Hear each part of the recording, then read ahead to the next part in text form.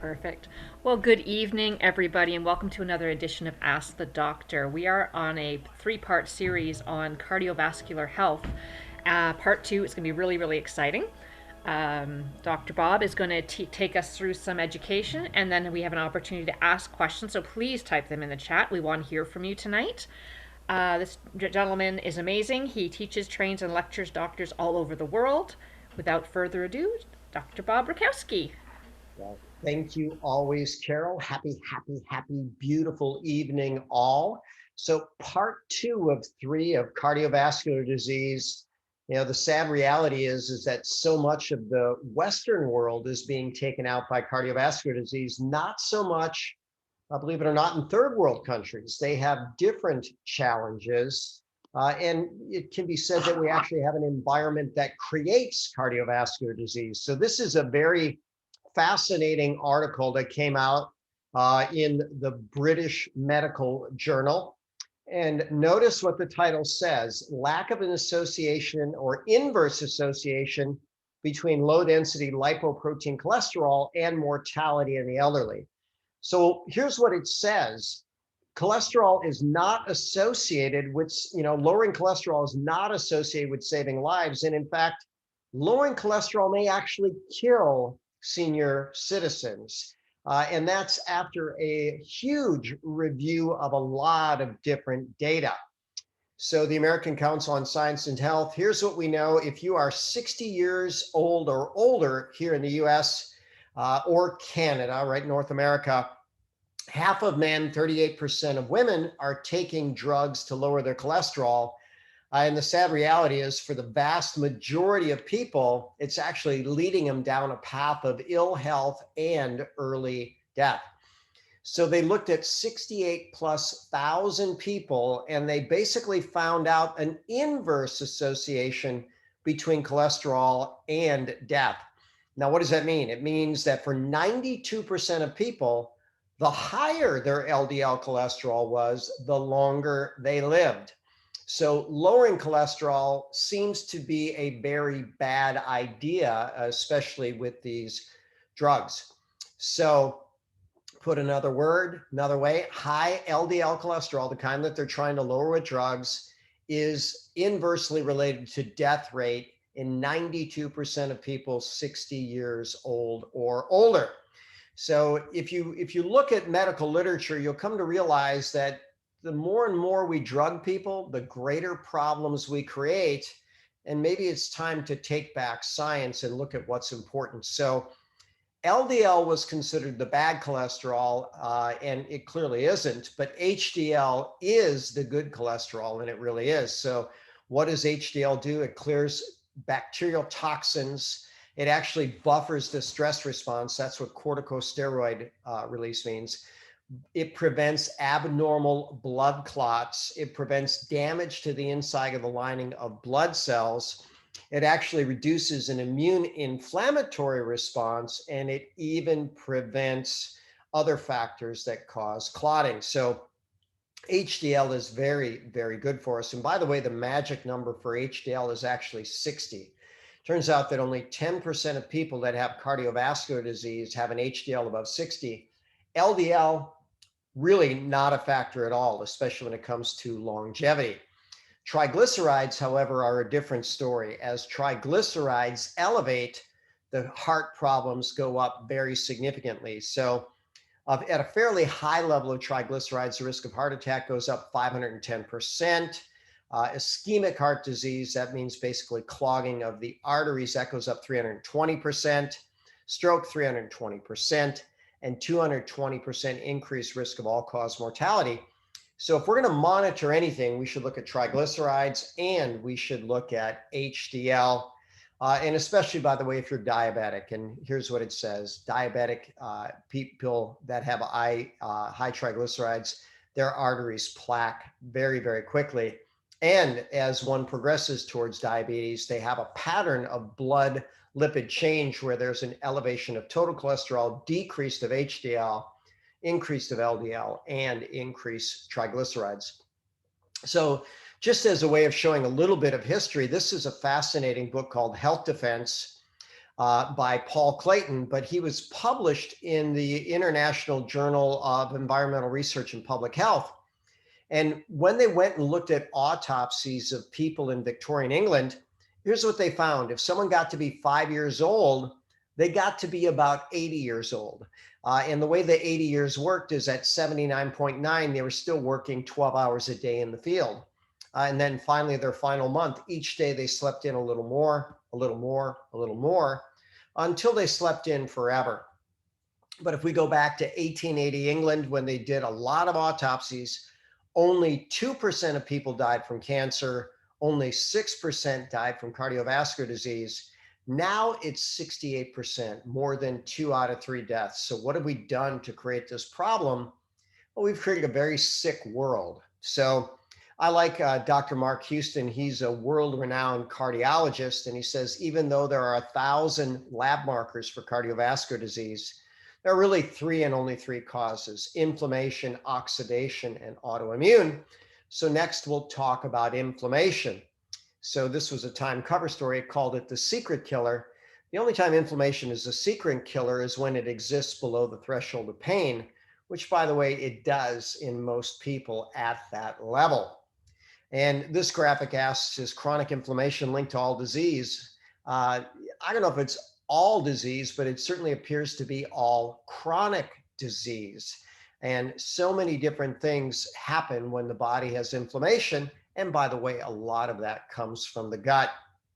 Jay Lombard is an interesting neurologist. He and I taught a neurology series in 2009. But here's what he said: insulin resistance or prediabetes is inflammation. And you know what? He is exactly right, because the literature shows that as insulin levels go up, at least 5 different markers of inflammation increase in the body. So we don't want to eat in a way that raises our blood sugar and raises our insulin. And if you wanted to know how to eat like that, well, just look at the standard American diet or the modern American diet. They have the nicknames the MAD diet or the SAD diet. But I happen to like this quote. It says, you know what, the modern diet is evolutionary suicide. People are digging their graves with their teeth. There used to be, and maybe there still is, a place called the Heart Attack Grill in Las Vegas. And what's interesting is their spokesperson literally died outside of the restaurant. And by the way, be careful what you represent. He represented the Heart Attack Grill. He died of a heart attack, just like the Marlboro men all died of lung cancer. So interestingly enough, there is a way to protect yourself against bad meals. I don't recommend having too many bad meals. In fact, probably none, but Ganoderma does protect the body from the effects of poor diet. We're going to link inflammation in a few moments to nitric oxide, but a little background information. Nitric oxide, the discovery of that was a Nobel Prize winning discovery.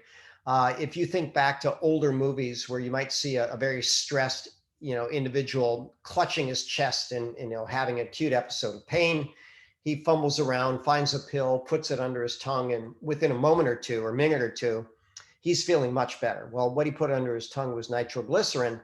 And it took doctors a number of years to figure out that it actually increased nitric oxide within the body. So there's 3 different forms of nitric oxide. There's a neuronal nitric oxide, that's in your brain, that helps your brain work better.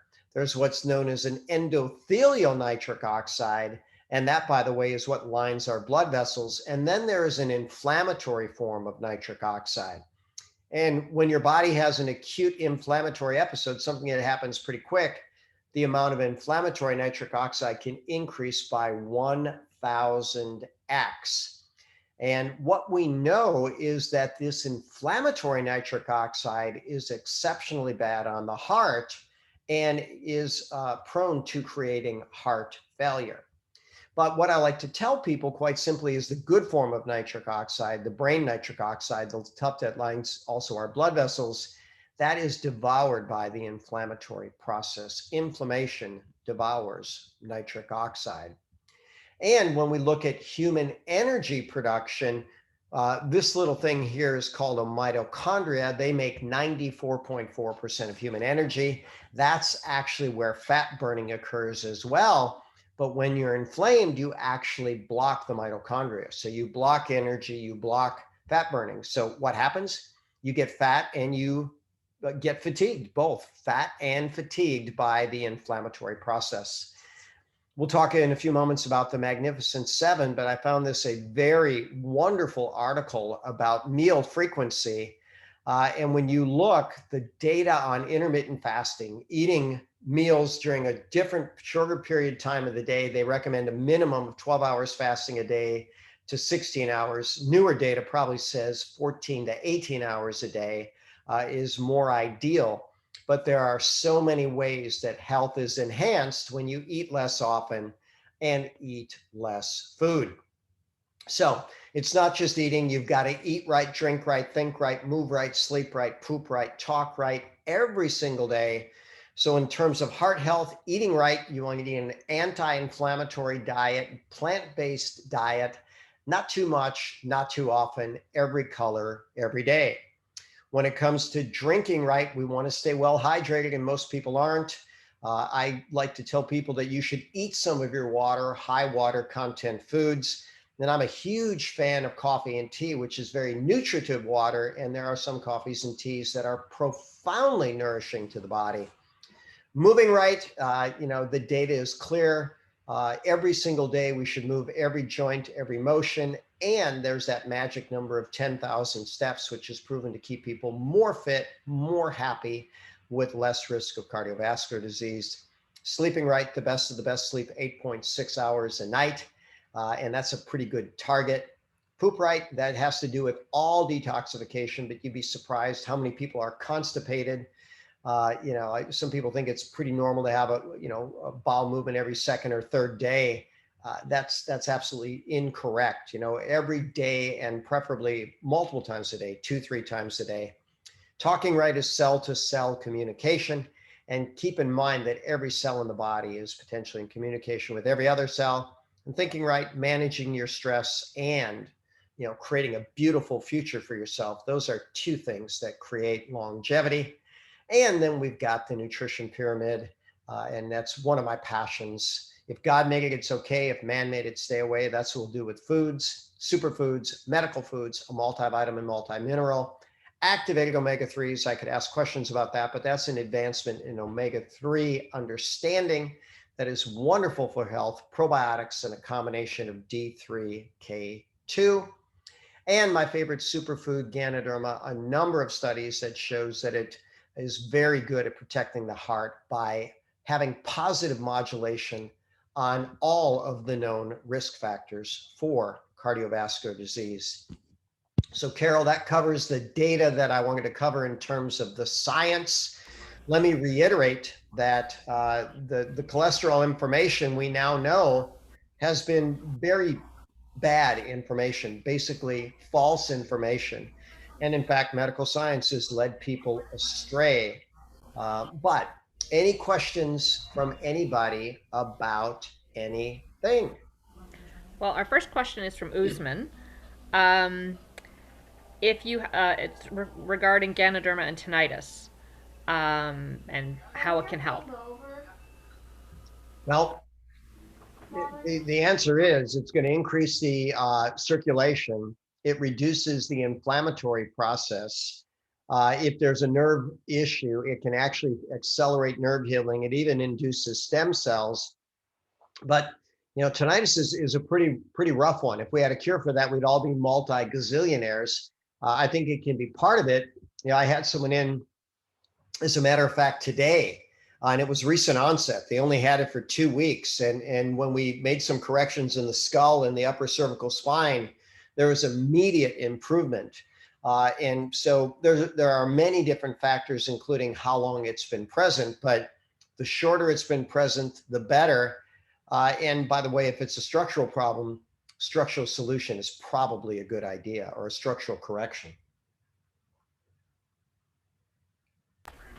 Perfect. Um, Claudio, question: at 61, haven't been to see a doctor in 11 years and haven't had the need. Is there a concern that he should be going? Like any Well, particular checkup?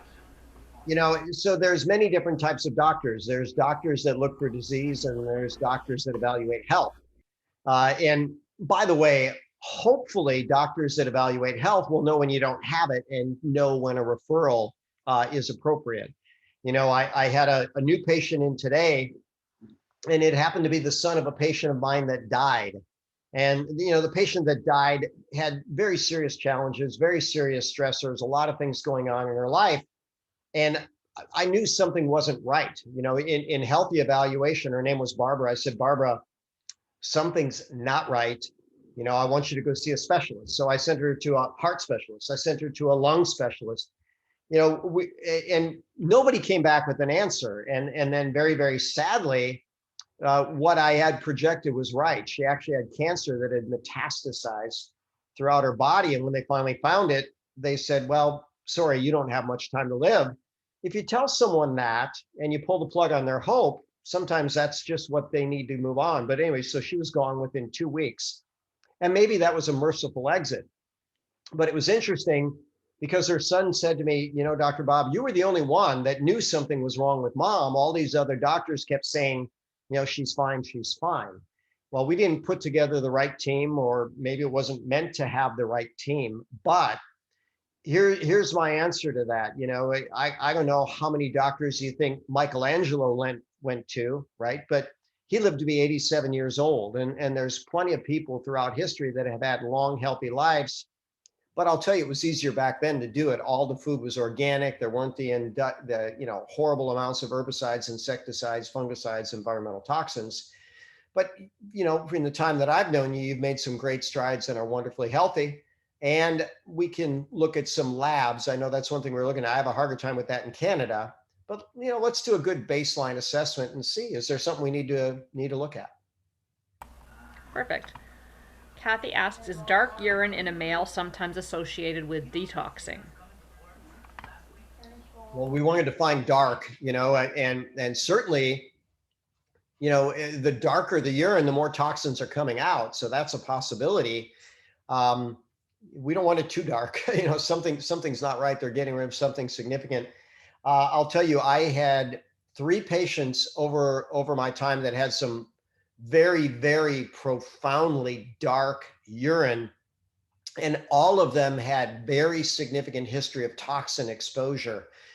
2 were farmers and were exposed to herbicides, insecticides, fungicides, and ultimately developed neurodegeneration and Parkinson's. And the other, sadly, was a drug addict. And he just wasn't able to get a hold of his addiction. But those were the cases where I saw the dark urine. So ultimately, we'd want to get that checked out, find it out, support detox. But it's a sign that their body's getting rid of something. We don't know what or how bad it is, but better out than in, as Shrek would say. Awesome. Rosetta, did you have a question? I see your hand's up. You're muted though. You Unmute. need to you need to unmute. Unmute. There. Hi, Happy, you beautiful can hear evening. me? Uh-huh. I was just curious. So I am a friend of Andrew Walker, and he's introduced me and a few people in my family, his sister and my son, to the detox. So we're on day 5. And my question to you is, I struggle with stomach issues and different things over the years. I've had an ulcer, it's disappeared. I have the virus called E. pylori, I think it's called. H. It's a pylori. stomach virus. H. pylori. Why do I say it wrong all the time? And I'm just curious, if I lost 4 pounds on my first day of detox, not physically, but literally I lost, must have been what I got out of me. I'm just curious, would the detox with the spores and the coffee and the shakes and a lot of water, would that help with that H. pylori? It's proven Just to. curious. So Okay. yeah, so it's one of the botanicals that's proven to potentially kill H. pylori. What's fascinating about that is the literature says this: H. pylori is a routine colonizer of the gastrointestinal tract. So probably more people have it than don't. H. pylori itself doesn't have to be a Oh, problem, but it can be a problem. And so when they did studies on it, they found that if you gave people a lot of stress and a little H. pylori, they got an ulcer. But if you gave people that had very little stress and a lot of H. pylori, they got a stomach ache and basically pooped it out, vomited it out, and it was not something that caused an ulcer. So nice. Well, I appreciate that. Thank you. Like I said, day 5. I got 2 more days left, and I feel great. So, yeah. And thank you very much for answering my question. Have a good night. You're welcome. Well, great Awesome. job on your 7-day detox. That's impressive. Awesome. Lynn asked, "What is best for a man approximately 63 who has had a stroke? Would you suggest the spores?" Well, sure. And so when we talk about strokes, there's the initial damage from the stroke, which is bad. You get a blood clot, and then there's an area of nervous tissue that dies. And hopefully that's a very small area. But then over the next 24 to 48 hours, that's the most critical time. There's a growing area around the stroke that they call the ischemic penumbra, and that can be more and more and more damage. But what they found out is Ganoderma reduces or completely eliminates the ischemic penumbra. By the way, it prevents abnormal clotting without promoting abnormal bleeding, and also modulates the inflammatory process by 13 different mechanisms. So I think it ought to be standard of care. Anybody over the age of, 1 moment old should be taking Ganoderma. But I mean, especially someone over 60, instead of pushing these drugs that now the data is they move people in the wrong direction. Why not give them things that are healthful in so many ways that their body will always move in the right direction? So spores are going to be very good and absolutely be on it from now on. Perfect. Pete asked, "What is the best avenue for migraines with Ganoderma? Tea, coffee, or spores?" Well, if someone's having an active migraine, they probably want to take spores, and often, and this might sound strange, but they could also do a coffee enema. And that sometimes can break the headache just like that. But consistency is the best thing. The International Journal of Pharmacy said that Ganoderma can completely eradicate migraine without side effects in the majority of users. Well, the most consistent way I know to get Ganoderma is through coffee and tea, if you're a coffee or tea drinker. And that was the wisdom of putting it in there. Things that people never need to be reminded to do, that they often do multiple times a day, and they never fail to commit. Really good strategy. Perfect. Um, what regimen would you recommend for someone with prostate cancer? Well, we have to find out what stage prostate cancer. And so, I'll tell a story. I had a hospital administrator. This was probably about 20 years ago. He came in and he had prostate cancer. Now, what the standard in medicine is to actually do a biopsy of the prostate to create something called the Gleason score, which rates the aggressiveness of the cancer. So if you're 6 or below, that's a pretty safe, not aggressive prostate cancer. 8 or above, that's an aggressive one. You probably want to do something aggressive. 7 is that in between zone where you're not really sure. So when he came in, I asked him, I said, "Well, what's your Gleason score?" And he says, "Well, I refuse biopsy." And I said, "Well, tell me about that." He says, "Well, I have significant concerns that prostate biopsy could spread prostate cancer throughout the body." So I decided to do a PubMed search, and it turns out that 49.6% of the time when they do a prostate biopsy, they're able to detect prostate cancer cells in the bloodstream. And then the article concluded, even though that doesn't for sure spread the prostate cancer, it certainly seems to increase the probability that it might spread. So I like to ask people, what is your PSA? What's your Gleason score? What's your philosophy? If by the way, if they have a prostate cancer that's contained and a good surgeon, then surgery is often the resolution of prostate cancer. Radiation can do something similar. Once it's metastasized, it's infinitely more complex. And so we just need to know more about where they are with it. But um, I guess I'll send it to you, Carol, my cancer lecture, and I'll send two. I'll send the brief one and I'll send the expanded one, and you can get it to them via the chat, and we can then have them get more ideas about how to make a better choice. So Carol, Okay. I'm sending you the short one first, Okay. And I'll transfer them in after we've got a few more questions on the underway. and the second one will be coming Got it. right Yeah.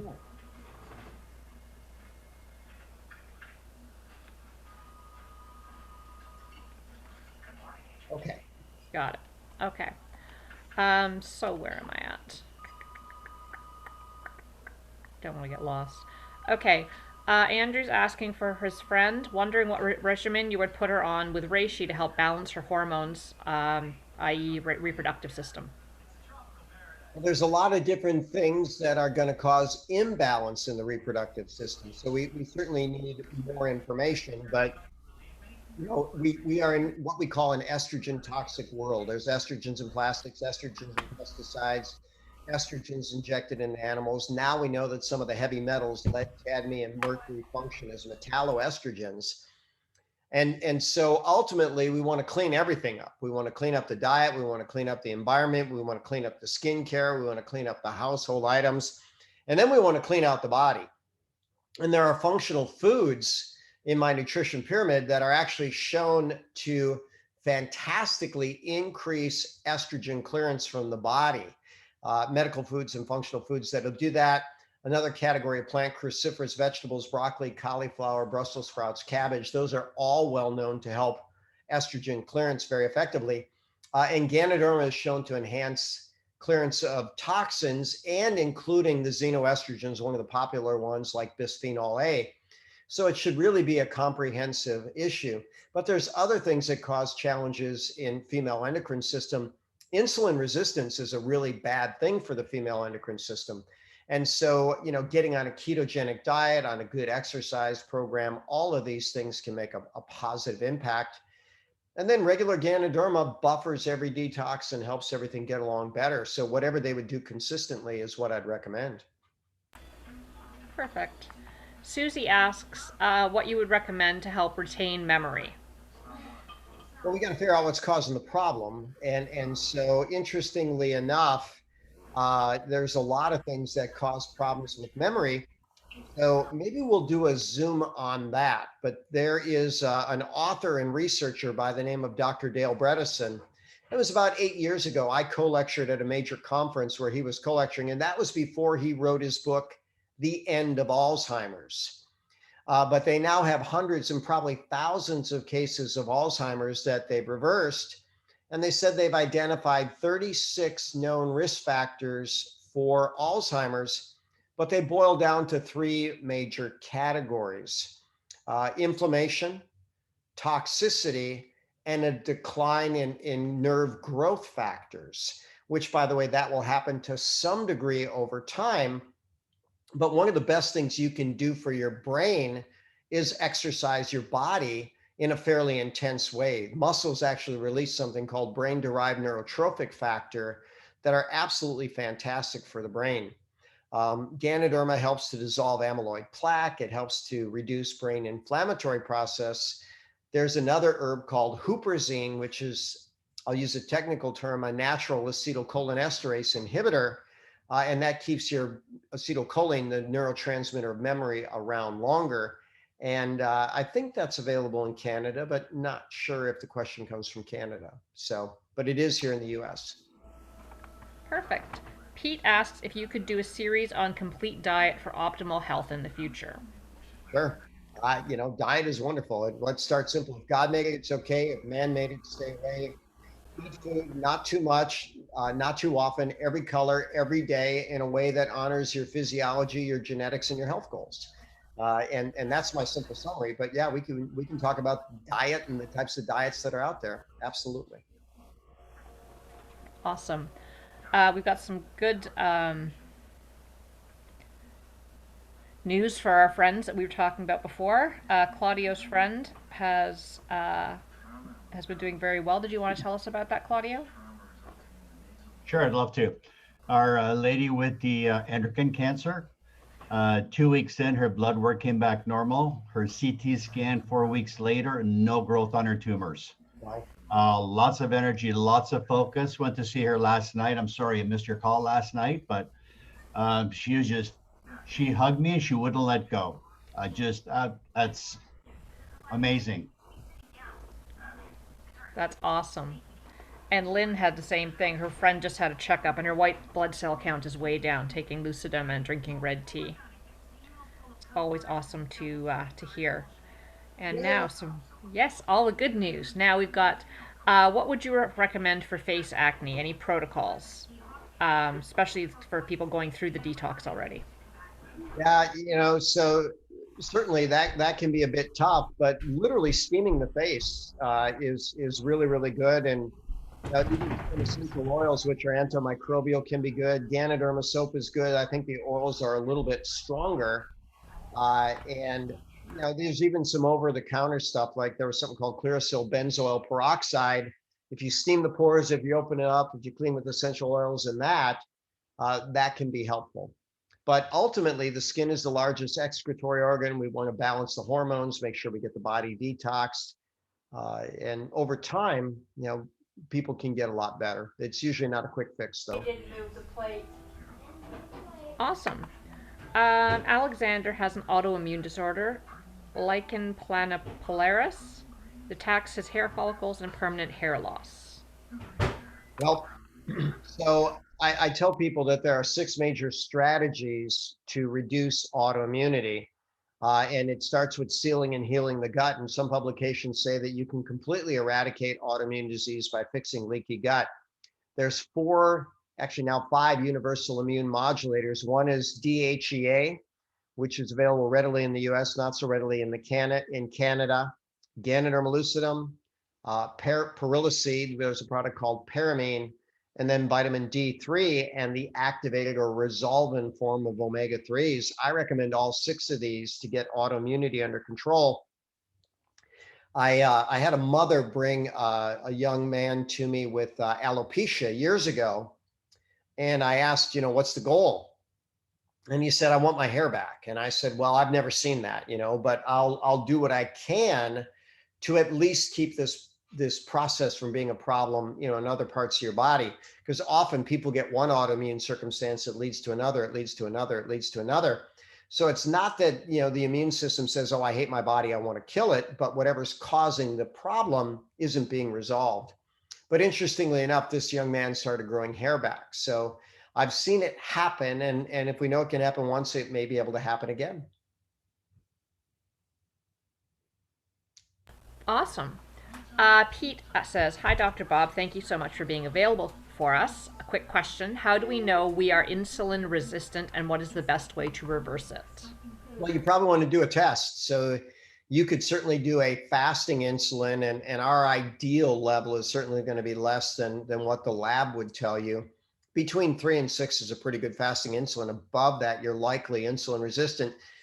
And then you can do some crazy things like actually eat a meal and see what happens to your insulin and your sugar.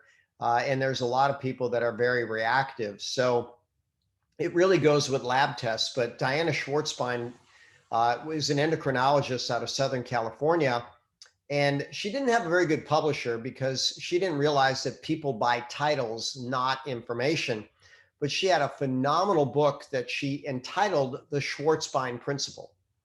Now, what she should have said is eat your way to a healthy, sexy body and enjoy every bite. And she probably would have sold 1 million copies. But she had a group of engineers in Southern California that were diabetic.